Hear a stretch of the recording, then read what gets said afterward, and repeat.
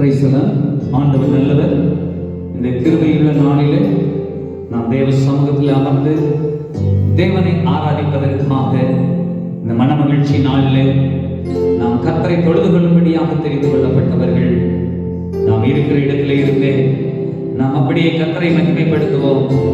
கர்த்தர் தாமே இந்த ஆராதனை பொறுப்பெடுத்து நம்மை ஆசீர்வதிப்பாராக.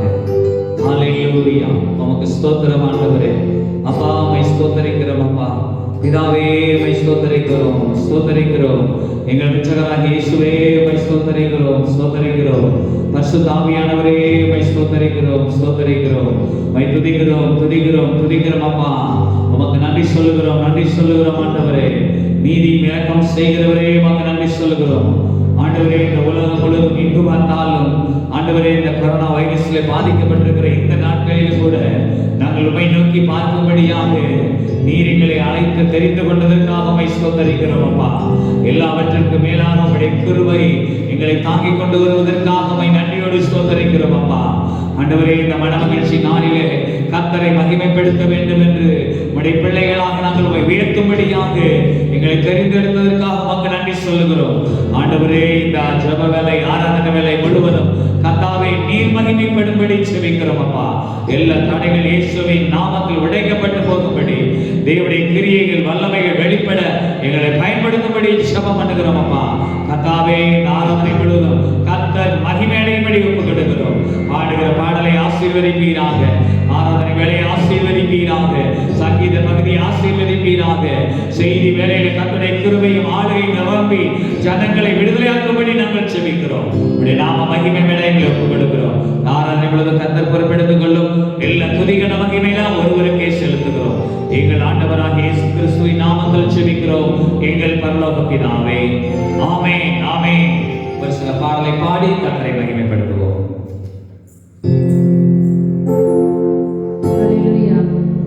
சங்கீதம் 33வது அதிகாரம் வசனங்கள் 18-19. தமக்கு பயந்து தமது கிருபைக்கு காக்கிறவர்களின் ஆத்துமாக்களை மரணத்திற்கு விலக்கி விடுவிக்கவும் பஞ்சத்தில் அவர்களை உயிரோடு காக்கவும் கர்த்தருடைய கண் அவர்கள் மேல் நோக்கமாய் இருக்கிறது. ஹல்லேலூயா. இந்த வார்த்தையின்படியாகத்தான் அவருடைய கண் நம்முடைய மேல் நோக்கமாய் இருக்கிறனால தான் நாம் இந்த நாள் முழுவதும் உயிரோடு இருக்கிறோம். ஹல்லேலூயா. ஆத்துமாவே நன்றி சொல்லு முழு உள்ளத்தோடே, என் ஆத்துமாவே நன்றி சொல்லு முழு உள்ளத்தோடே. கர்த்தர் செய்த நன்மைகளை ஒரு நாளும் மறவாதே. கர்த்தர் செய்த நன்மைகளை ஒரு நாளும் மறவாதே. என் ஆத்துமாவே நன்றி சொல்லு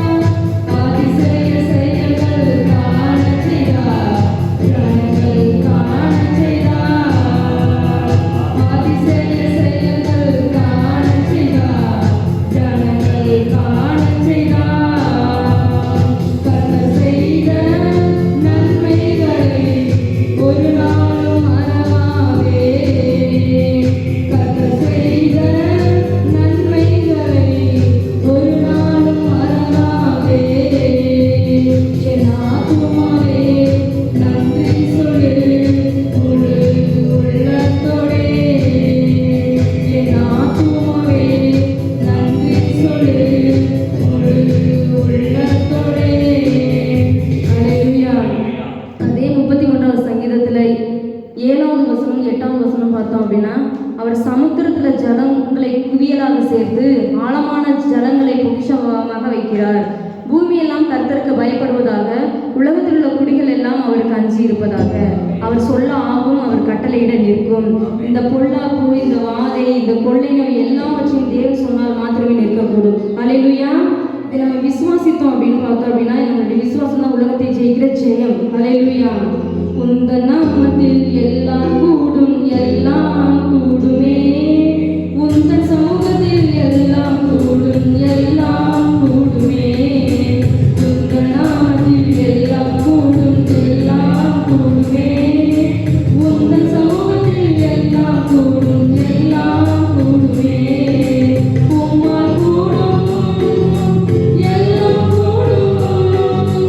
உம்மால் கூடும், எல்லாம் கூடும்.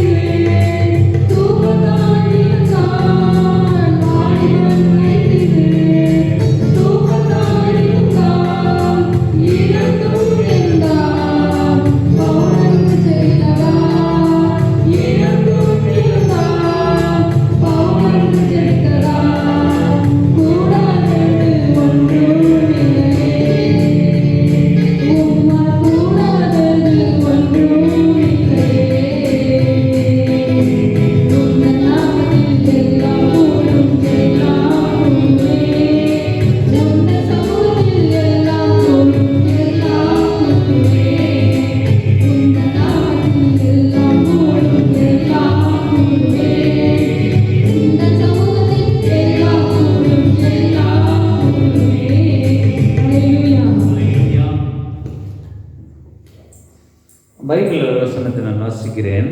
தானியேல் 3ஆம் அதிகாரம் 17வது வசனத்துல இங்கே சாத்ராக், மேஷாக், ஆபேத்நேகோ என்பவர்களை அக்கினி ஜுவாலையிலே போடுவதற்காக ஆயத்தப்பட்ட வேளையிலே அவர்கள் சொன்ன வார்த்தை தான் 17ஆம் வசனம். நாங்கள் ஆராதிக்கிற எங்கள் தேவன் எங்களை தப்புவிக்க வல்லவராயிருக்கிறார்.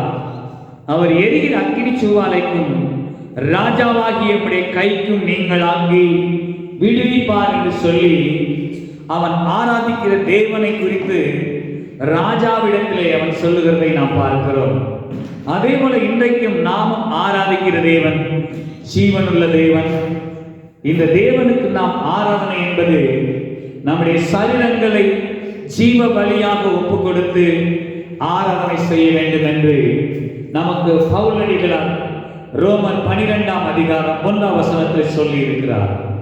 நாம் அப்படியே கூட இந்த வேளையிலே நம்முடைய சரீரங்களை ஜீவ பலியாக ஒப்பு கொடுத்து நாம் தேவ சமூகத்திலே அவருக்கு ஆராதனை செலுத்துவோம், அவரை மகிமைப்படுத்துவோம். கர்த்தர் ராஜரீகம் பண்ணுகிறார். பூமி அனைத்தும் அவருடைய மகிமையினால் நிரப்பப்பட்டிருக்கிறது. ஆமென்.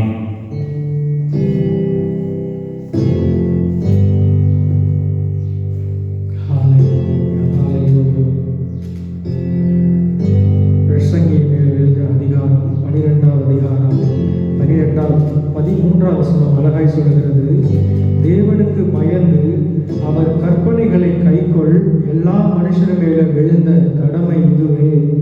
அடுத்த வசனமும், ஒவ்வொரு கிரியையும் அந்தரங்கமான ஒவ்வொரு காரியத்தையும் நன்மையானாலும் தீமையானாலும் தேவன் நியாயத்திலே கொண்டு வருவார்.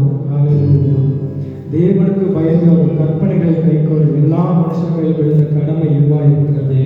ஆமென். இன்னைக்கு தேவனை மறந்து ஏதேதோ காரியங்களை நம்ம முதலிடம் கொடுக்கறதுனால தான் இப்படிப்பட்ட பெரிய வாதைகள், கொரோனாங்கிற பெரிய வாதைகளை நம்ம தாக்கப்படுகிறோம். அதான் வசனம் தெளிவாய் சொல்கிறது. நீங்கள் அநேகர் வீட்டிலே வாசித்திருக்கலாம், அநேக ஊழியர்கள் சொல்லியிருக்கலாம். எரேமியா 16ஆம் அதிகாரத்தில் அழகா சொல்கிறது. எரேமியா 16ஆம் அதிகாரம் வசனங்கள்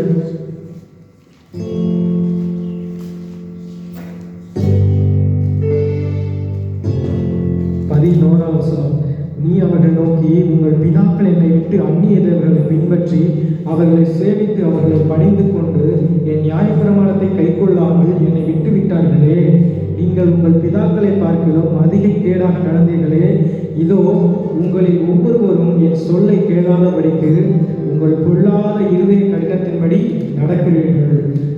நம்ம பிதாக்கள், நம்ம ஆபிரகாம், யாக்கோபு, ஈசாக்கின் தேவனை மறந்து நம்ம ஏதேதோ காரியங்களுக்கு கர்த்தரோட ஊழியக்காரர்கள் சொல்ற வார்த்தைகளை கேட்காம செவி சாய்க்காம இந்த கர்த்தரோட வேதம் சொல்கிற வார்த்தையை நம்ம செவி கொடுக்காதபடிக்கு நம்ம முரட்டாட்டமா நம்ம இருதயத்தை கடினப்படுத்தி அதே மாதிரி பண்ணதுனால தான் அப்படிப்பட்ட வாதைகள் வந்தது அப்படின்னு சொல்லி இங்கே எரேமியா தீர்க்கதரிசிக்கு அழகாய் உணர்த்தப்படுகிறது கர்த்தருடைய வார்த்தை. ஹல்லேலூயா.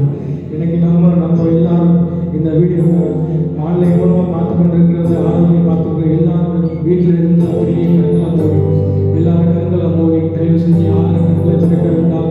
பயபக்தியோட தேவனுக்கு பயந்து அவரோட கற்பனைகளை கைக்கொள்ள வசனம் சொல்லுகிறது. முதலாவது தேவனுடைய ராஜ்யத்தையும் அவருடைய நீதியை தேடுங்கள், பின்பு இவைகளை எல்லாம் உங்களுக்கு கூட்டி கொடுக்கப்படும் என்று சொல்லப்பட்டிருக்கிறது. எல்லாரும் கண்களை மூடி, ராஜா இயேசுவே, ஆவியானவரே, பரிசுத்த ஆவியானவரே, ஒரு ராஜா அவங்களை மறந்திருக்கிறோம் தகப்பனே. எந்தெந்த காரியங்களில் அவங்களை மறந்து ராஜா அவங்களை விட்டு பின்வாங்கி போயிருந்திருக்கலாம் தகப்பனே. ராஜா எங்களை ஒரு விஷயம் மன்னிங்க ராஜா. ஏசப்பா எங்கள் குற்றங்களை மன்னிங்க தகப்பனே. ஏசப்பா எங்கள் தப்பிதங்களையும் மன்னிங்க ராஜா. இயேசுவை இருதை கடினத்து வைத்தோம் தகப்பனே. ஏசப்பா இருதை கடினத்து வைத்தோம் உண்டா ஏசப்பா எல்லா வாதிகளிலிருந்து நீக்கி போடுங்க தகப்பனே. ராஜா அவரை இனிமேலும் ராஜா உங்க வருகை தாமதிக்காத தகப்பனே. ராஜா உங்க வருகைக்கு முன்பாக ராஜா எங்கள் ஆவி ஆத்மா சரீரம் முழுவதும் தகப்பனே ராஜா ஆயத்தமாயிருக்கணும் தகப்பனே. ராஜா உங்க வருகைக்காக நாங்கள் ஆயத்தமாயிருக்கணும் ராஜா. ஏசப்பா எங்களை தகுதிப்படுத்துங்க ராஜா. ஒரு விஷயம் தகப்பனே, இந்த ஆராதனைக்கு எங்களை தகுதிப்படுத்துங்க ராஜா. ஆண்டவரை உண்மையோடு ஆராதிக்கணும் தகப்பனே. ராஜா எங்களை தகுதிப்படுத்துவீரா தகப்பனே. பரிசுத்த ஆவியானவரே, எங்களை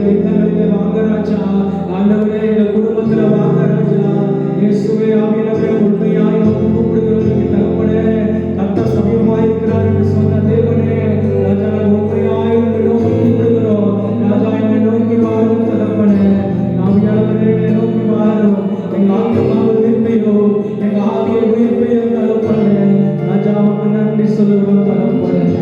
நன்றி ஆவியானவரே, நன்றி அப்பா. வாரும் தூய ஆவியே, உம் பிரசன்னத்தை வாஞ்சிக்கிறோம். உம் வல்லமையால் என்னை நிறைத்து நீராளுகை செய்யும். வாரும் தூய ஆவியே, உம் பிரசன்னத்தை வாஞ்சிக்கிறோம். உம் வல்லமையால் என்னை நிறைத்து நீராளுகை செய்யும். ஜீவத்தண்ணீர் நீரே, தாகம் தீர்க்கும் ஊற்றே, ஆலோசனை கர்த்தரே, நீராளுகை செய்யும். ஜீவத்தண்ணீர் நீரே, எல்லாரும் ஒருங்கிணைந்து தாகம் தீர்க்கும் ஊற்றே, இருக்கிறீங்களோ அந்த இடத்துல சத்தத்தை ஆலோசனை கர்த்தரே, என்னை ஆளுகை செய்யும். வாரும் தூய ஆவியே, உம் பிரசன்னத்தை வாஞ்சிக்கிறோம். உம் வல்லமையால் என்னை நிறைத்து நீராளுகை செய்யும். அக்கினியும் நீரே, பெருங்காற்றும் நீரே, பெருமழை போலவே உம் ஆவியை ஊற்றும். அக்கினியும் நீரே,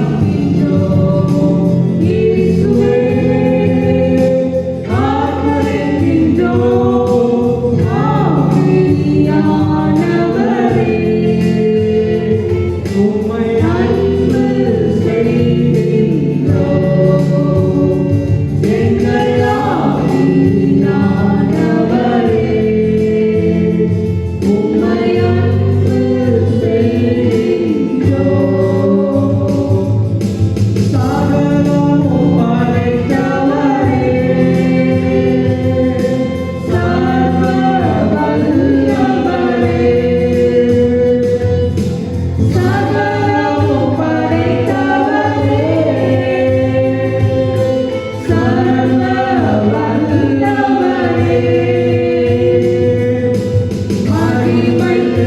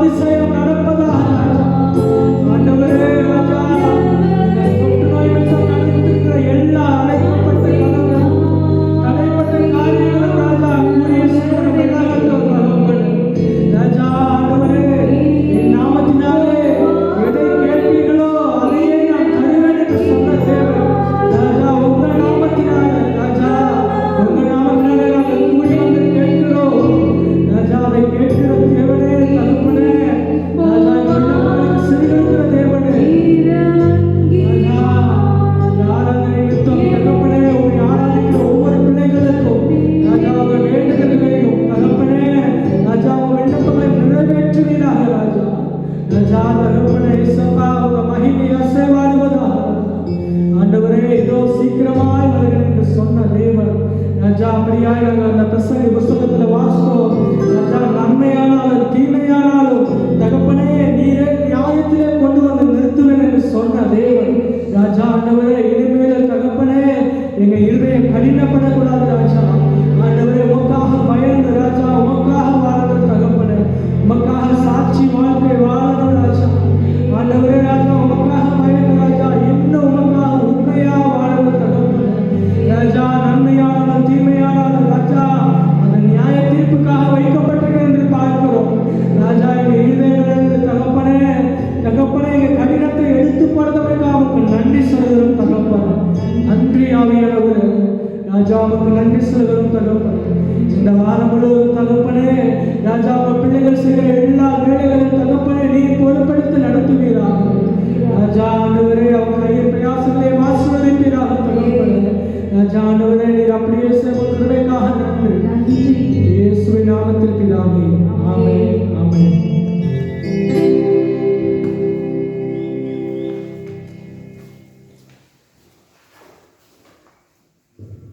நாம் அப்படியே அவரை எழுந்து நின்று சங்கீதம் வாசித்த பிறகு நாம் வந்து கொள்வோம்.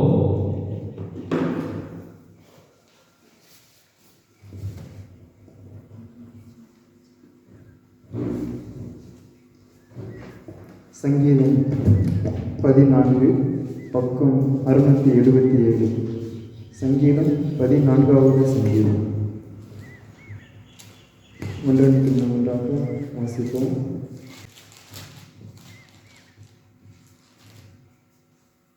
தேவன் இல்லை என்று மதிக்கெட்டவன் தன் இருதயத்தில் சொல்லிக் கொள்கிறான். அவர்கள் தங்களை கெடுத்து அருவருப்பான கிரியைகளை செய்து வருகிறார்கள். நன்மை செய்கிறவன் ஒருவனும் இல்லை. தேவனை தேடுகிற உணர்வுள்ளவன் உண்டோ என்று பார்க்க கர்த்தர் பரலோகத்திலிருந்து மண்புத்திரரை கண்ணோக்கினார். எல்லாரும் வழிவிலகி ஏகமாய் கெட்டு போனார்கள். நன்மை செய்கிறவன் இல்லை, ஒருவனாகிலும் இல்லை. அக்கிரமக்காரில் ஒருவனுக்கும் அறிவு இல்லையோ? அப்பத்தை பட்சிக்கிறது போல என் ஜனத்தை பட்சிக்கிறார்களே, அவர்கள் கர்த்தரை தொழுது கொள்ளுகிறதில்லை. அங்கே அவர்கள் மிகவும் பயந்தார்கள். தேவன் நீதிமானுடைய சந்ததியோடு இருக்கிறாரே. சிறுமைப்பட்டவனுக்கு கர்த்தர் அடைக்கலமாக இருக்கிறார் என்று சொல்லி நீங்கள் அவருடைய ஆலோசனையை அலட்சியம் பண்ணினீர்கள். சேர்த்து வாசிப்போம். சீயோனிலிருந்து இஸ்ரவேலுக்கு ரட்சிப்பு வருவதாக கர்த்தர் தம்முடைய ஜனத்தின் சிறையிருப்பை இருக்கும்போது யாக்கோபுக்கு களிப்பும் இஸ்ரவேலுக்கு மகிழ்ச்சியும் உண்டாகும். ஆமென். இப்பொழுது கூட இந்த சங்கீதத்தில் தேவன் அழகாய் கொடுக்கப்பட்ட சில காரியங்களோடு பார்க்கலாம். முதலாவது வசனம், தேவன் இல்லை என்று மதிக்கட்டவன் தன் இருதயத்தில் சொல்லிக் கொள்கிறான். இந்த நாட்கள்லையும் பார்த்தீங்கன்னா உலகத்தில் அநேகர் தெய்வம் கிடையாது அப்படின்னு சொல்லிக் கொள்கிறாங்க. ஆனால் தெய்வம் இருக்கிறார். நமக்காக ஆவியாக இந்த தெய்வன் மீண்டும் மனிதனாய் இந்த உலகத்தில் எல்லாருடைய பாவங்களுக்காக அடிக்கப்பட்டு சிலுவையில் தொங்கி தன்னுடைய இரத்தம் முழுதும் சிந்தி நம்முடைய பாவங்கள் எல்லாவற்றையும் அவர் சிலுவையில் சுமந்து தேய்த்து விட்டார். ஆகவே அந்த உயிருள்ள தெய்வம் இந்த நாளிலும் கூட ஆவியாய் உலாவை கொண்டு இருக்கிறார். இந்த ஆவியான தேவன் தான் நமக்கு கிருபையாய் இந்த நாள் மட்டும் நம்ம உயிரோடு காத்து வருகிறார். அவருடைய கிருபை மாத்திரம் இல்லைன்னா நம்ம என்னைக்கோ எல்லாரும் அழிந்து போயிருப்போம். இந்த உலகத்தில் இப்போ கூட நடக்கிற காரியங்களை பார்த்தீங்கன்னா அநேக மதித்து கொண்டிருக்கிறார்கள். ஏன் அப்படின்னு பார்த்தீங்கன்னா 2வது வசனம் சொல்கிறது, தேவனை தேடுகிற உணர்வுள்ளவன் உண்டோ என்று பார்க்க கர்த்தர் பரலோகத்திலிருந்து மனுபுத்திரரை கண்ணோக்கினார். அப்படி கண்ணோக்கி பாதிக்கும் போது எல்லாரும் வழி விலகி ஏகமாய் கெட்டு போனார்கள். நன்மை செய்கிறவன் இல்லை, ஒருவனாகிலும் இல்லை. அது நன்மை செய்கிறவர்கள் இந்த உலகத்தில் இல்லாத ஒரு காரியத்தினால தங்களே கெடுத்து அருவருப்பான காரியங்களை செய்கிறாங்க. அந்த நாட்களை பார்த்துட்டு உலகத்தில் கொலை, கொள்ளை, கற்பழிப்பு, ஏமாற்று, திருடு அப்படியா கூட அநேக காரியங்கள் நடந்து கொண்டிருக்கிறது. எவ்வளோ நாளைக்கு தான் ஒரு மனுஷன் கூட பொறுத்துக்க முடியும்? ஒருத்தனுக்கு விரோதமாக ஒருத்தன் தீங்கு செய்யும்போது அதுபோல தான் தெய்வன் பொறுமையாக உள்ள தெய்வன் தான், கிருபை கொடுக்குற தெய்வன் தான். ஆனாலும் அநேக பாவங்கள் பெருகி விட்டதுனால இந்த நாட்களில் ஒரு பகுதியாக அந்த வாதையை தான் அனுப்பியிருக்கிறார். இன்னும் அநேக காரியங்கள் நடக்கப் போகிறது, எல்லாமே தேவன் மீண்டும் வரப்போகிறார் என்பதற்கு அடையாளமாக தான் இது நடந்து கொண்டிருக்கிறது. ஆனாலும் கர்த்தர் அவரை தேடுகிற பிள்ளைகளுக்கு என்ன செய்கிறார் என்று பார்த்தீங்கன்னா 6வது வசனம், சிறுமைப்பட்டவனுக்கு கர்த்தர் அடைக்கலமாக இருக்கிறார். அவரை தேடுகிற நமக்கு அவர்தான் நமக்கு அடைக்கலமாக இருந்து நம்மளை பாதுகாக்கிறார். 7வது வசனம், சீயோனில் இருந்து இஸ்ரவேலுக்கு இரட்சிப்பு வருவதாக.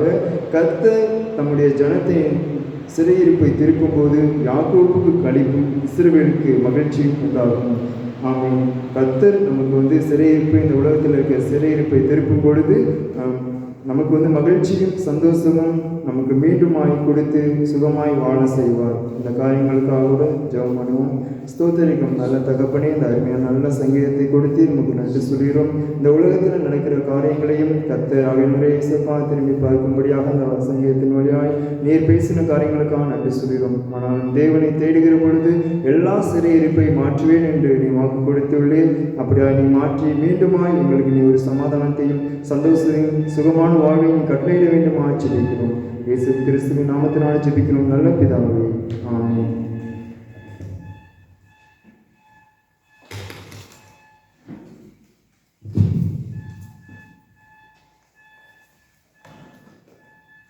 ஆண்டவர் உலக ரட்சகருமான இயேசு கிறிஸ்துவின் நாமத்தில் இந்த ஆன்லைன் ஆராதனையில் பங்கெடுக்கிற என் அருமையான சகோதர சகோதரிகள் அனைவருக்கும் என் வாழ்த்துக்களை நன்றிகளையும் இயேசுவின் நாமத்தில் நான் தெரிவித்துக் கொள்கிறேன்.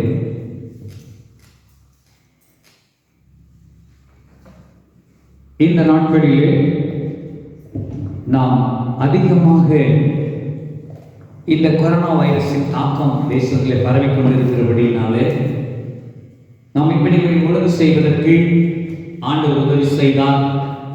உதவி செய்த ஆண்டவருக்கு நாம் முதலாக நன்றி செலுத்துவோம். அதேபோல் நம்முடைய திருச்சபை மக்களும் ஜனங்கள் அனைவரும் இதை கேட்கிற ஒவ்வொருவரும் நிச்சயமாக கர்த்தர்களை ஆசீர்வாதமாக நடத்துவார் என்று நான் விசுவாசிக்கிறேன். கர்த்தருக்குள் நான் மகிழ்ச்சி அடைகிறேன். ஏனென்று சொன்னால் ஆண்டவர் சில சூழ்நிலைகளிலே நம்மை இப்படியாக கூட நடத்துகிறார்.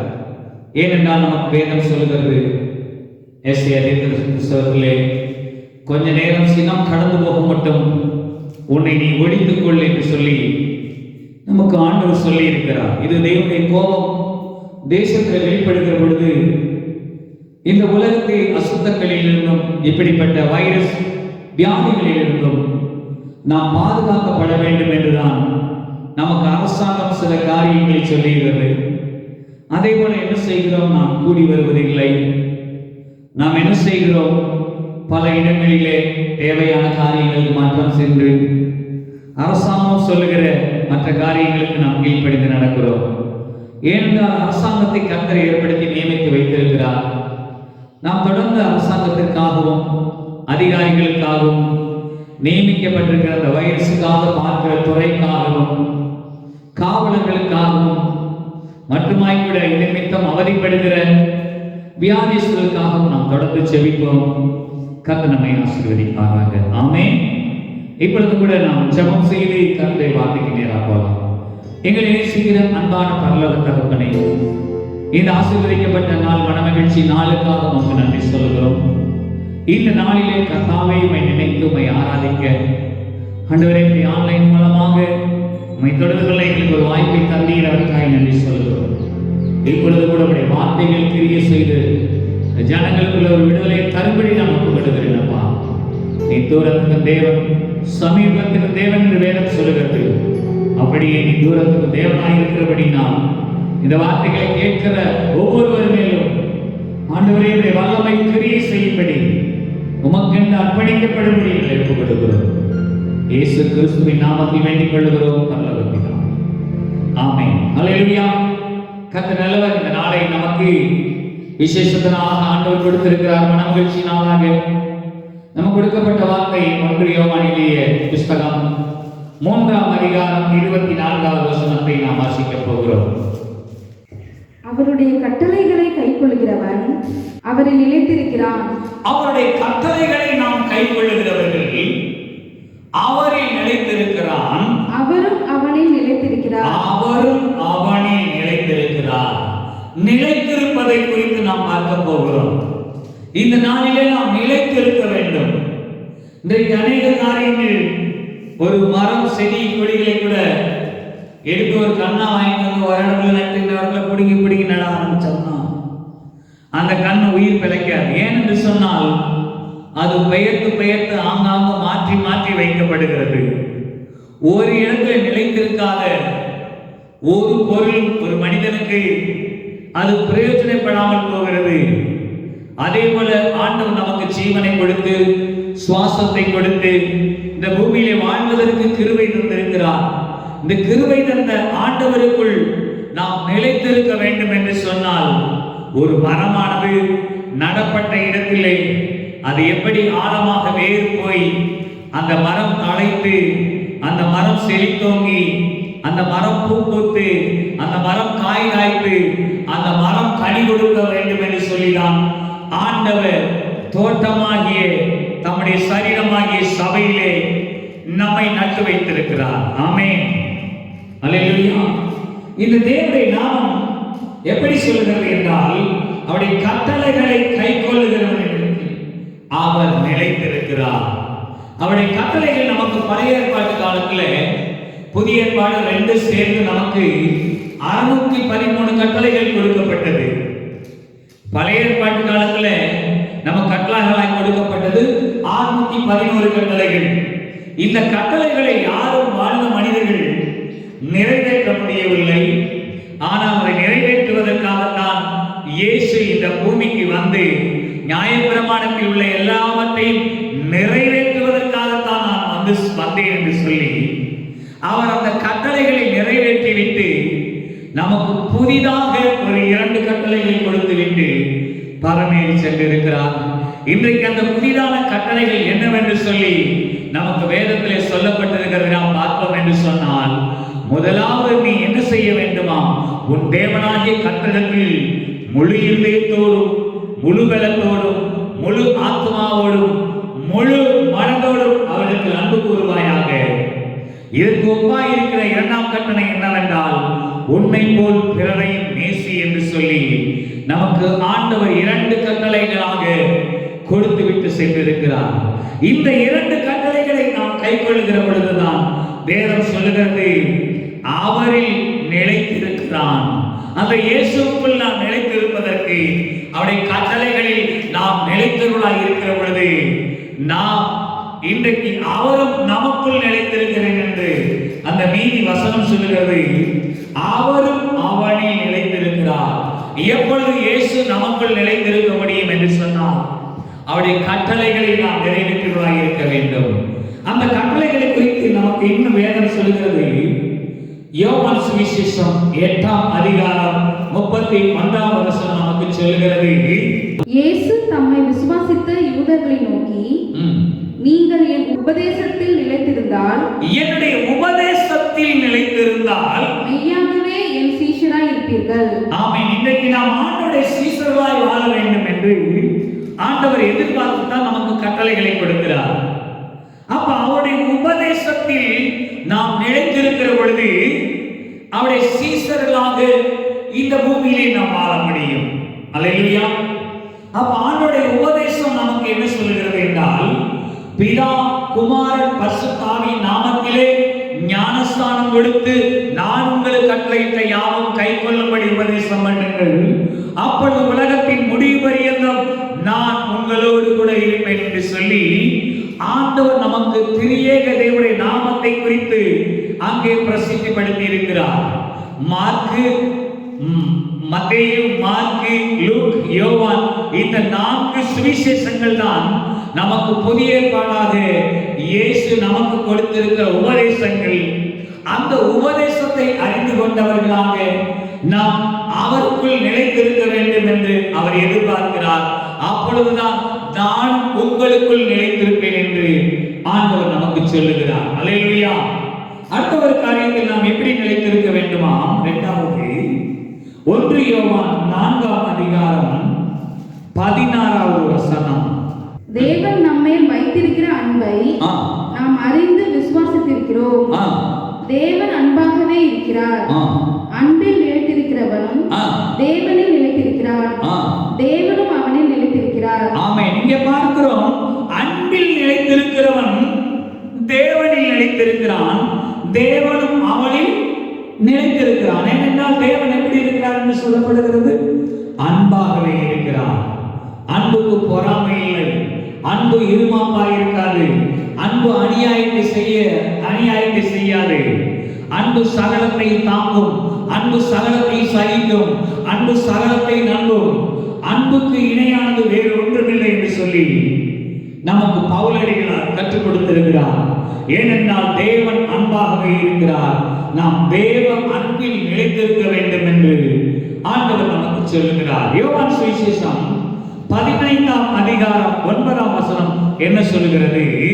பிதா என்னில் அன்பாய் இருக்கிறது போல, பிதா என்னில் அன்பாய் இருக்கிறது போல நானும் உங்களில் அன்பாய் இருக்கிறேன். நானும் உங்களில் அன்பாய் இருக்கிறேன். என்னுடைய அன்பிலே நிலைத்திருங்கள். ஆமென். நம்மை நேசிக்கிற இயேசுவுடைய அன்பிலே நாம் நிலைத்திருக்க வேண்டும் என்று ஆண்டவர் எதிர்பார்க்கிறார். ஏனென்றால் தேவன் அன்பாகவே இருக்கிறார். அவருடைய அன்புக்குள்ளே நீங்கள் நானும் நிலைத்திருக்க வேண்டும் என்று ஆண்டவர் விரும்புகிறார். அல்லேலூயா. தேவன் அன்பாகவே இருக்கிறார். அவருடைய அன்பிலே நாம் நிலைத்திருக்கிற பொழுது அவருடைய கற்பனைகளை நாம் கைக்கொள்ளுவர்களாய் இருக்கிறோம். அவருடைய கற்பனைகளை கைக்கொள்ளுவதற்கு தேவன் நிலைத்திருக்கிறார். அல்லேலூயா. இரண்டாவது ஒரு காரியம், அப்போஸ்தலர் 14:22 எடுத்து வாசிப்போம். சீஷருடைய மனதை திடப்படுத்தி விசுவாசத்திலே நிலைத்திருக்கும்படி அவர்களுக்கு புத்தி சொல்லி நாம் அநேக உபத்திரவங்களில் வழியாய் தேவனுடைய ராஜ்யத்தில் பிரவேசிக்க வேண்டும் என்று சொன்னார்கள். ஆமென். தேவனுடைய ராஜ்யம் என்பது நமக்கு அது புசிப்பும் குடிப்பும் அல்ல, அது நீதியும் சமாதானமும் பரிசுத்தாவினால் உண்டாகும் சந்தோஷம் என்று நமக்கு வேதம் சொல்லுகிறது. அப்ப தேவனுடைய ராஜ்யத்துக்குள் நாம் பிரவேசிப்பதற்கு ஆண்டவர் சொல்லுகிறார். இங்கே பவுல் மூலமாக சீஷருடைய மனதை திடப்படுத்தி விசுவாசத்திலே நிலைத்திருக்கும்படி அவர்களுக்கு புத்தி சொன்னார் என்று சொல்லி நாம் ஆண்டவர் மேல் வைத்திருக்கிற அன்பிலே நிலைத்திருக்க வேண்டும் என்று முதலாவது பார்த்தோம்.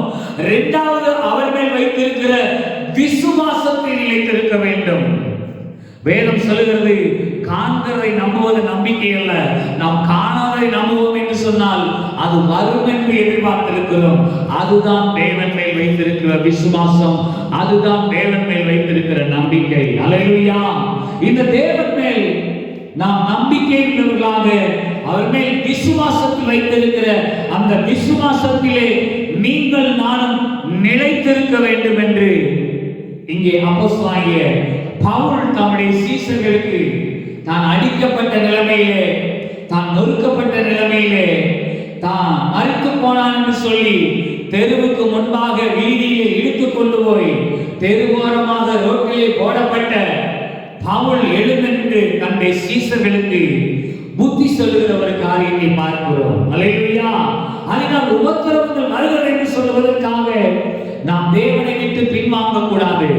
நாம் கஷ்டம் வருகிறது என்பதற்காக நாம் தேவனை விட்டு பின்வாங்க கூடாது. உலகத்தில் இப்படிப்பட்ட வைரஸ் அல்லது கொரோனா வருகிறது என்பதற்காக நாம் ஆண்டவர் மேல் வைத்திருக்கிற நம்பிக்கையிலிருந்து, விசுவாசத்திலிருந்து கொஞ்சம் கூட நாம் வழுகி போகக்கூடாது. ஏன் என்று சொன்னால் நாம் விசுவாசிக்கிறவர் இன்னார் என்பதை பவுல் அறிந்திருக்கிறேன் என்று சொல்கிறான். ஒருவேளை நமக்கு அப்படிப்பட்ட வியாதி வரும் என்றால் வேதம் சொல்கிறது, நீதிமானுக்கு வருகிறது, இந்த உலகத்தில் எல்லாருக்கும் வரும் என்று சொல்லப்படுகிறது. நீதிமான் தீங்கு வராததற்கு முன்பாக எடுத்துக் கொள்ளப்படுகிறான் என்று நமக்கு வேதம் சொல்லுகிறது. ஆகையினால்தான் நாம் அவர் மேல் வைத்த விசுவாசத்திலே உபத்திரவமோ, பசியோ, பட்டினியோ, நாசமோ எதுவாய் இருந்தாலும் சரி, நாம் தேவன் மேல் வைத்திருக்கிற விசுவாசத்திலே நீங்கள் நான் நிலைத்திருக்க வேண்டும் என்று இங்கே பவுல் நமக்கு சொல்லுகிறதை பார்க்கிறோம். அல்லேலூயா. 1 கொரிந்தியர் 16ஆம் அதிகாரத்திலே 13ஆம் வசனம் சொல்லுகிற விசுவாசத்தை குறித்து, விழித்திருங்கள், விசுவாசத்திலே நிலைத்திருங்கள். விழித்திருங்கள், விசுவாசத்திலே நிலைத்திருங்கள். ஏன்னா இன்னைக்கு அநேக மக்களுக்குள்ள ஐயோ இப்படி இந்த உலகத்துக்கு வருகிறது, நமக்கு தானே வருகிறது என்று சொல்லி விசுவாசத்தை விட்டு அநேகர் வழுவி போகிற இந்த காலமாய் இருக்கிறது. ஆனால் இங்கே நமக்கு பவுல் சொல்லுகிறார், நாம் எதிலே இருக்க வேண்டும்? விசுவாசத்திலே நிலைத்திருக்க வேண்டும். அல்லேலூயா. அதனால புருஷராயிருந்து திறன்களுங்கள். ஒரு புருஷனுக்கு என்பது அதிகாரத்தை ஆண்டவர் கொடுத்திருக்கிறார். ஒரு புருஷன் என்பவன், கணவன் என்பவன் பயப்படுகிறவனாய் இருக்கக்கூடாது. எந்த காரியத்தை சந்திப்பதற்கு ஆயத்தமுள்ளவனாய் இருக்க வேண்டும்.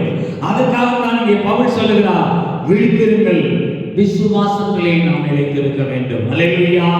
மூன்றாவது ஒரு காரியத்தை வாசிக்கலாம். பிலிப்பியர் 4:1. ஆதலால் எனக்கு பிரியமும் வாஞ்சையுமான சகோதரரே, எனக்கு சந்தோஷமும் கிரீடமுமானவர்களே, பிரியமானவர்களே, இந்தபடியே கர்த்தருக்குள் நிலைத்திருங்கள். இந்தபடியே எந்தபடியே கர்த்தருக்குள் நிலைத்திருக்க வேண்டுமா? அவர் எப்படி அதான் சொல்றாரு, எனக்கு பிரியம் வாஞ்சையுமான சகோதரரே, எனக்கு சந்தோஷமும் கிரீடமுமானவர்களே, பிரியமானவர்களே, இந்தபடியே கர்த்தருக்குள் என்ன செய்யுங்க? நிலைத்திருங்கள். எந்தபடியே என்றால், நாம் தெசலோனிக்கேயர் 1 தெசலோனிக்கேயர் 3:8 சொல்லுகிறது, நாம் எந்தபடி கர்த்தருக்குள் நிலைத்திருக்க வேண்டுமா? 1 தெசலோனிக்கேயர் 3:8. நீங்கள் கர்த்தருக்குள் நிலைத்திருந்தால், நீங்கள் கர்த்தருக்குள் நிலைத்திருந்தால் நாங்கள் பிழைத்திருப்போம். நாங்கள் என்ன செய்வோம்? பிழைத்திருப்போம். அப்ப நாம் நிலைத்திருக்க வேண்டியது யாருக்குள்ள? கர்த்தருக்குள் நிலைத்திருக்க வேண்டும். ஏனென்றால் வேதம் சொல்லுகிறது, கர்த்தருக்குள் தேவனுடைய வார்த்தைகள் எல்லாம் ஆமென்றும் ஆமென் என்றும் எழுதப்பட்டிருக்கிறது. அவைகளினால் நமக்கு என்ன உண்டாகிறது என்றால் ஜீவன் உண்டாகிறது. அவைகளினால் நமக்கு வாழ்வு உண்டாகிறது. அவைகளினால் நமக்கு ஆசீர்வாதங்கள் உண்டாகிறது. அதனால பவுல் சொல்லுகிறார் பிலிப்பி சபைக்கு, நீங்கள் கர்த்தருக்குள் நிலைத்திருங்கள். அல்லேலூயா. நாம் எதிலே? தேவ அன்பிலே நிலைத்திருக்க வேண்டும், விசுவாசத்திலே நிலைத்திருக்க வேண்டும், கர்த்தருக்குள் நிலைத்திருக்க வேண்டும். நான்காவது ஒரு காரியத்தை சொல்லுகிறேன். 1 தீமோத்தேயு 4:15. தேறுகிறது யாவருக்கும் விளங்கும்படி இவைகளையே சிந்தித்துக்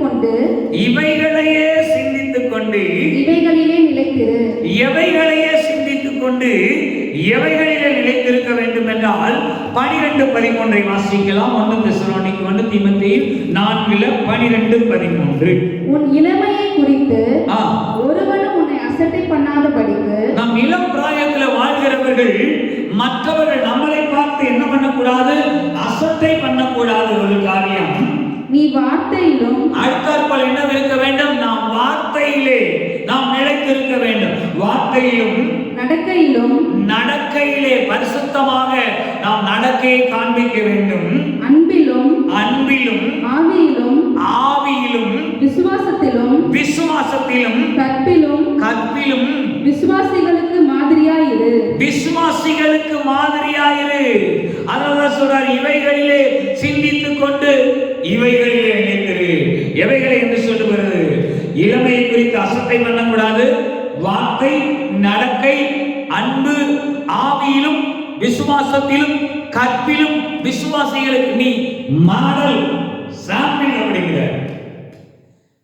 பாருங்க, ஒரு பொருளை நாம் வியாபாரத்துக்கு எடுத்து போகல என்ன செய்வோம்? ஃபர்ஸ்ட் ஒரு கடலை கொண்டு போனாலோ அல்லது நெல்லு கொண்டு போனாலோ நாங்கெல்லாம் பார்த்துருக்கிறோம், சாம்பிள் கொஞ்சம் கொண்டு போவோம். எதுக்காக என்று சொன்னால், இது இப்படி தரமா எங்கிட்ட விளைஞ்சிருக்கு, இத்தனை மூட்டருக்கு கொண்டு வர்றோம், இது என்ன ரேட்டு போட்டு கொடுப்பீங்க அப்படின்னு சொல்லி அந்த நெல்லை கொண்டு போனால் அவங்க தேய்ச்சி பார்த்து அந்த அரிசியோடைய தரம் எப்படி வருதுங்கிறத குறித்து ரேட் சொல்லுவாங்க. ஏன்னா சாம்பிள், அதுக்கு பேர் என்னதான் சாம்பிள். எப்படின்னா ஒரு மூட்டைக்கு ஒரு பிடி சாம்பிள். அதே போல நம்ம சபையில் ஆண்டவர் வச்சிருக்கிறார், நீ இந்த சபைக்கு என்னவா இருக்கணும்? ஒரு சாம்பிள். அப்படின்னாக்க ஒரு அடையாளம், நீதான் உதாரணம். அதுக்கு ஆண்டவர் விரும்பாகிறார். இப்படிப்பட்ட காரியங்களிலே நாம் நிலைத்திருக்க வேண்டும் என்று, விசுவாசிகளுக்கு மாதிரியாய் இருக்க வேண்டும் என்று ஆண்டவர் நம்மை குறித்து சொல்லுகிறதை நாம் வாசிக்க முடிகிறது. ஹல்லேலூயா. அப்ப நாம் இவைகளே சிந்தித்துக் கொண்டு இப்படிப்பட்ட காரியங்களிலே நிலைத்திருக்க வேண்டும் என்று நமக்கு வேதம் சொல்லுகிறது. ஹல்லேலூயா. 14 கூட அதுல வாசிக்கலாம்.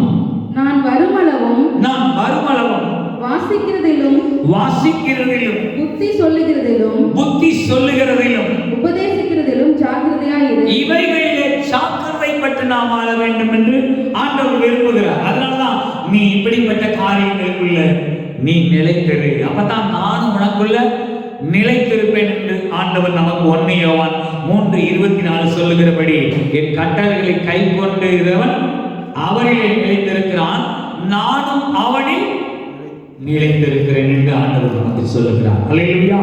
கடைசி ஒரு காரியத்தை பார்த்து முடிப்போம்.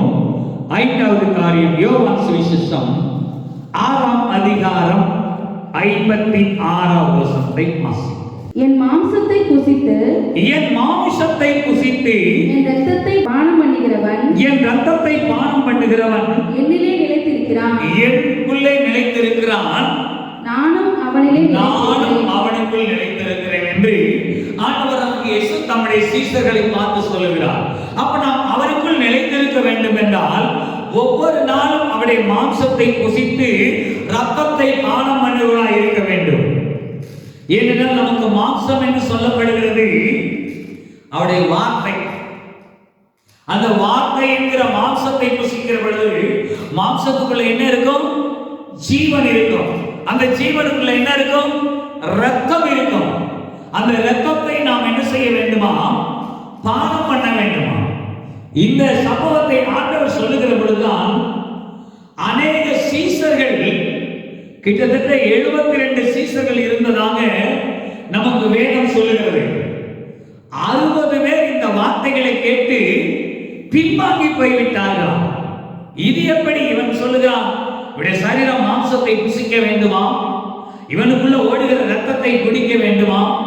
இந்த உபதேசம் கடினமாக இருக்கிறது, இதை யாரையா கேட்க முடியும்?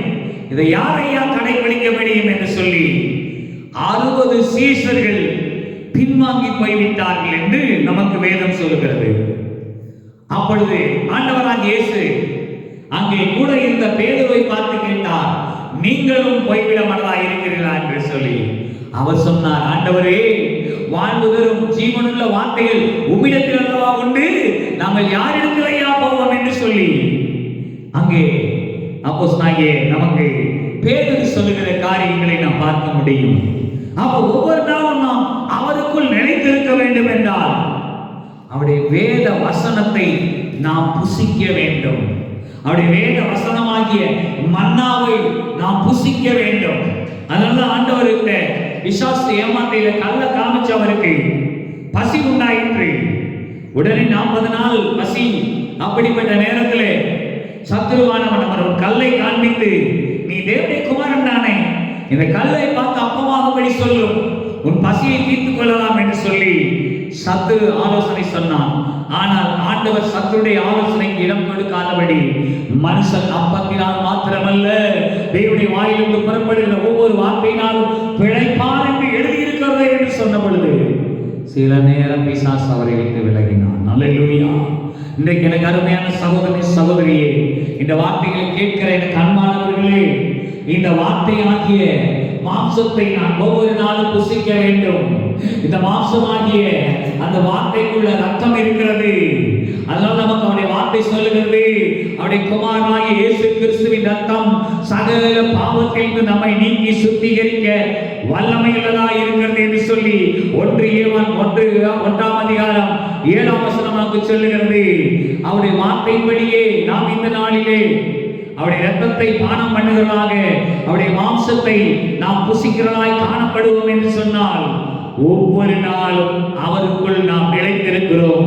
ஒருவேளை அவருடைய வருகைக்கு நாம் ஆயத்தப்பட்டுக் கொண்டிருக்கிற இந்த நாட்களிலே கடைசி காலமாய் இருக்கிறபடினால் நாம் தினம் தினம் இதை செய்வோம் என்று சொன்னால், ஒருவேளை ஆண்டவருடைய வருகை இருக்கும் என்று சொன்னால் நாம் அந்த வருகையிலே நாம் காணப்பட முடியும்.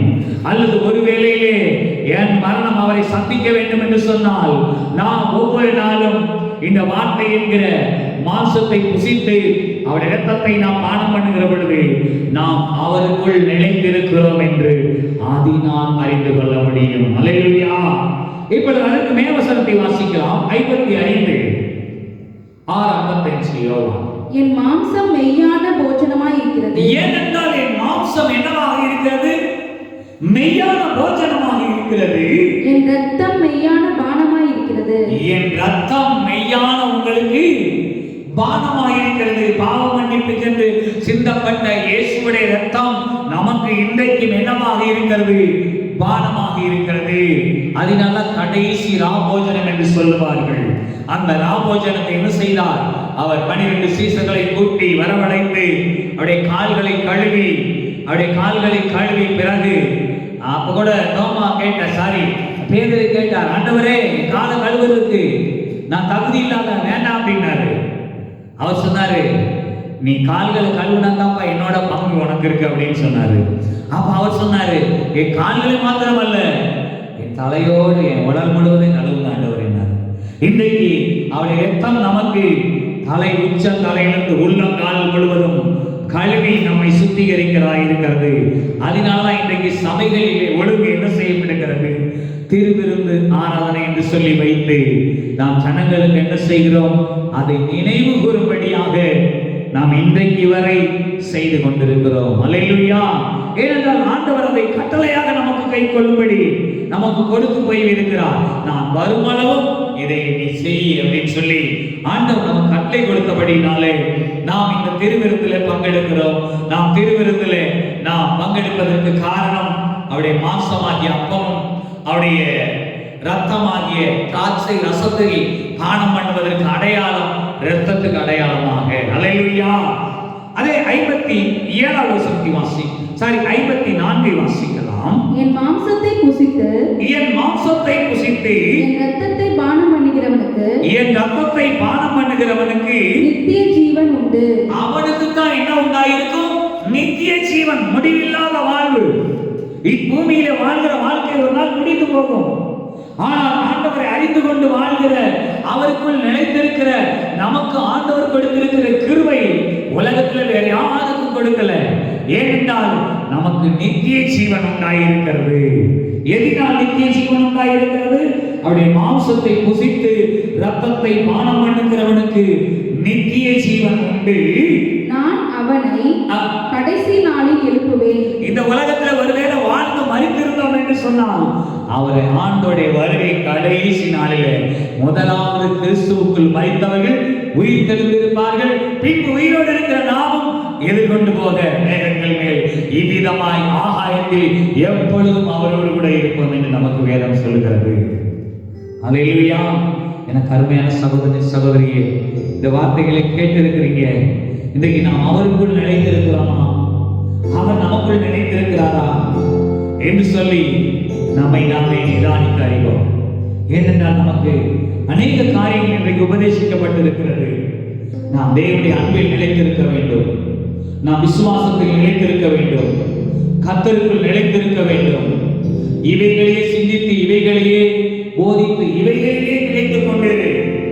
சாட்சியா மாதிரியாக சபைக்கு ஆண்டவர் நிலைத்திருக்க சொல்லுகிறார். கடைசியாக கேட்டோம், என் மாம்சத்தை புசித்து என் ரத்தத்தை பானம் பண்ண வேண்டும் என்று விரும்புகிறவன் எனக்குள் நிலைத்திருக்கிறான் என்று சொல்லி, அவருடைய ரத்தத்தையும் அவருடைய மாம்சத்தை நாம் புசித்து அதற்கு அடையாளமாக நாம் புசிக்கிறோம். அவருடைய வார்த்தையை நாம் ஒவ்வொரு நாளும் புசிப்போம். நாம் அவருக்குள் நிலைத்திருப்போம். கர்த்தர் நம்மை ஆசீர்வதிப்பாராக. ஜெபிக்கலாம். எங்களை நேசிக்கிற அன்பின் பரலோக தகப்பனே, இந்த வார்த்தைகளுக்காக உம்மை துதிக்கிறோம், ஸ்தோத்திரிக்கிறோம் அப்பா. ஆண்டவரே, இந்த வார்த்தைகளை கேட்கும்படி தேவனின் பொறுத்த நல்ல சாக்கியத்துக்காக உமக்கு நாங்கள் நன்றி சொல்லுகிறோம் அப்பா. ஆண்டவரே, இந்த வார்த்தை சொல்லுகிறது, அவருடைய கட்டளைகளை கை கொள்ளுகிறவன் அவரில் நிலைத்திருக்கிறான், அவரும் அவனுக்குள் நிலைத்திருக்கிறார் என்று சொல்லி நாங்கள் எப்படி இருந்தால் உங்களுக்குள்ளே நிலைத்திருப்போம் என்பதை இந்த நாளில் ஒரு 5 காரியங்கள் மூலமாக நாங்கள் தெரிந்து கொள்ளும்படி ஆண்டவரே எங்களுக்கு தயை பாராட்டினீரப்பா. உமக்கு நாங்கள் நன்றி சொல்லுகிறோம் அப்பா. ஆண்டவரே, நாங்கள் தேவ அன்பிலே, ஆண்டவரே நீர் எங்களுக்கு கொடுத்திருக்கிற அந்த அன்பிலே நாங்கள் நிலைத்திருக்கும்படியாக எங்களை அன்பாய் தேடி வந்து மீட்டு எங்களை ரட்சித்தீரே, அந்த அன்புக்காக உம்மை நன்றியோடு ஸ்தோத்திரிக்கிறோம்.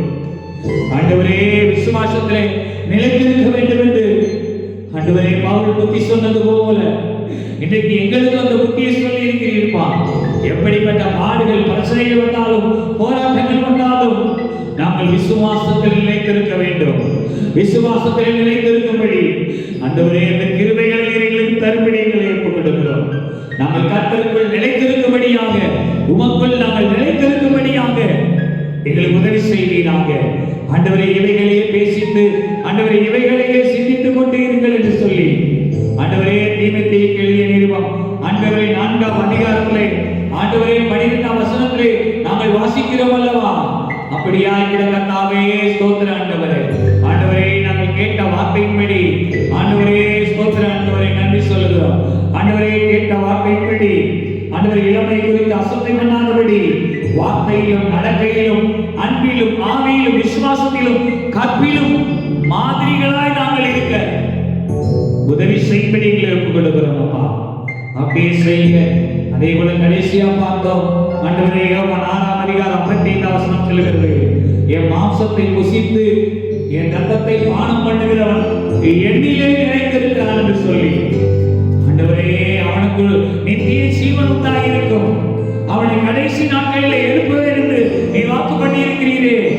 அதே போல உன்னுடைய நித்திய ஜீவனை நாங்கள் இந்த பூமியில் அடைந்தவர்களாய் வாழும்படியாக ஒவ்வொரு நாளும் உடைய மாம்சத்தையும் உடைய ரத்தத்தையும் பானம் பண்ண உமக்குள்ள நிலைத்திருக்க எங்களுக்கு உதவி செய்யும்படி ஜெபம் பண்ணுகிறோம்.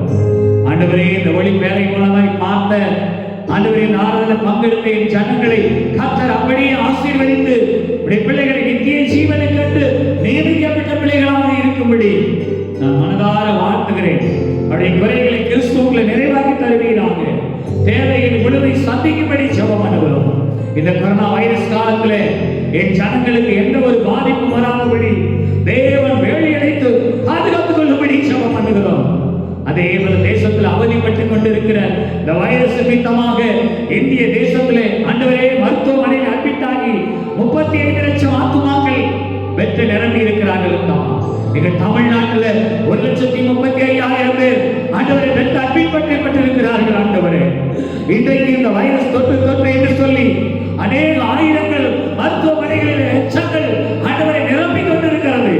அவர்களுக்கு தேவையான ஆக்சிஜனையும் அவர்களுக்கு தேவையான மருத்துவ உபகரணங்களையும் கர்த்தர் கொடுத்து ஆசீர்வதிப்பீராக. ஆண்டவருடைய பிள்ளைகளை ஜீவனை காப்பாற்றுவீராக. ஆண்டவரே, ஒரு நிமிடம் ஆண்டவரே, எனக்கு மருத்துவம் பார்க்கிற சுகாதார துறைக்காக நாங்கள் ஜெபிக்கிறோம். ஆண்டவரே, துறையில பணிபுரிகிற ஒவ்வொருவருக்காக ஜெபிக்கிறோம். ஆண்டவரே, உமக்கு நன்றி சொல்லுகிறோம். எல்லா மருத்துவர்களுக்காக ஜெபிக்கிறோம், நர்சுகளுக்காக ஜெபிக்கிறோம், பணியாளர்களுக்காக ஜெபிக்கிறோம், அலுவலர்களுக்காக ஜெபிக்கிறோம், அதிகாரிகளுக்காக ஜெபிக்கிறோம், அமைச்சர்களுக்காக ஜெபிக்கிறோம். எப்படியாக இந்த தேசத்திலே விரைவில் இந்த கொரோனா வைரஸ் என்கிற கிருமி அழிக்கப்படும்படி ஜெபிக்கிறோம். அதே போல இப்பொழுது வந்திருக்கிறதான கர்த்தாவே, கரும்பூஞ்சை என்கிற அந்த நோய் தொற்றிலிருந்து என் தேசம் பாதுகாக்கப்பட, என் தமிழ்நாடு பாதுகாக்கப்படும்படி ஜெபிக்கிறோம். தேவனே, இறங்கி வேலையளித்து ஆண்டவரே ரத்தத்தின் வல்லமை கிரியை செய்து எங்கள் ஜனங்களை பாதுகாத்துக் கொள்ளும்படி ஜெபம் பண்ணுகிறோம். ஆண்டவரே, அப்படியே எங்கள் இந்தியாவையும் இந்த உலகத்தில் இருக்கிற ஜனங்களையும் இந்த வைரஸ் தொற்றில் பிடியிலிருந்து விடுவிக்கப்பட்டு கர்த்தர் தேவன் என்கிற அறிவு என் ஜனங்களுக்கு உண்டாகும்படி ஜெபம் பண்ணுகிறோம். அப்படியே ஜனங்களை விடுதலையாக்கி பாதுகாத்துக் கொள்ளுவீராக. உங்க நாம மகிமைப்பட கொடுக்கிறோம். நீர் அப்படியே ஆசீர்வதியும். அதேபோல இந்த ஆன்மையில பங்கெடுக்கிற அருமையான என் சகோதர சகோதரிகளை கர்த்தர் ஆசீர்வதித்து மேன்மைப்படுத்தி உடைய பாதுகாப்பு கிருபை சூழ்ந்து கொள்ளும்படி ஜெபம் பண்ணுகிறோம். உடைய நாம மகிமைக்கென்று எங்களை ஒப்புக் கொடுக்கிறோம். ஆசீர்வதியும் காத்துக்கொள்ளும். இயேசு கிறிஸ்துவின் நாமத்தில் வேண்டிக் கொள்கிறோம் பரலோக பிதாவே, ஆமென். என் ஆத்துமாவே கர்த்தரை ஸ்தோத்திரி, என் முழு உள்ளமே கர்த்தருடைய பரிசுத்த நாமத்தை ஸ்தோத்திரி. என் ஆத்துமாவே கர்த்தரை ஸ்தோத்திரி, கர்த்தர் செய்த சகல உபகாரங்களையும் ஒருபோதும் மறவாதே. ஆமென். பிதாவாகிய தேவனுடைய அன்பும் கர்த்தராகிய இயேசு கிறிஸ்துவின் கிருபையும் பரிசுத்த ஆவியின் அந்நியனிக்க சமாதானமும் நம்முடைய வாழ்க்கையில் என்றைக்கும் நிலைத்திருப்பதாக. ஆமென். ஆமென்.